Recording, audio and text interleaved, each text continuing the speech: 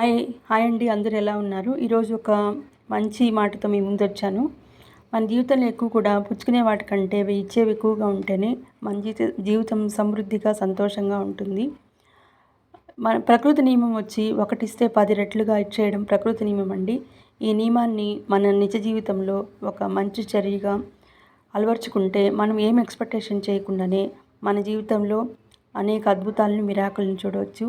మనం సంపాదించిన దాంట్లో 10% సమాజ సేవకి మన బాధ్యతగా ఇచ్చడం వల్ల ఆ యూనివర్స్ అనేది మనకి 100 రెట్లు ఇన్కమ్ ఎక్కువయ్యేలా చూసి మన సంపదని పెంచుతుంది. మీరు వ్యాయామానికి దూరంగా ఉండే రోజుల కంటే చేసే రోజులు ఎక్కువ ఉండేలా చూసుకోవాలి. అప్పుడే మనకి 10% ఆరోగ్యం మీద శ్రద్ధ పెడితే 100 రెట్ల ఆరోగ్యం మనకు లభిస్తుంది. ఖర్చు కంటే పొదుపు పెట్టుబడి అధికంగా ఉండేలా జాగ్రత్త పడాలండి. మీరు వినియోగించుకునే వాటికంటే సృష్టించేవి ఎక్కువగా ఉండేలా చూసుకోవాలి.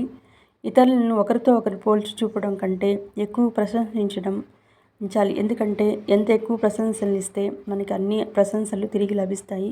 ఎందుకంటే కొన్నిటిని మీరు పుచ్చుకునే దానికంటే ఎక్కువ ఇచ్చినప్పుడే జీవితం మెరుగవుతుంది.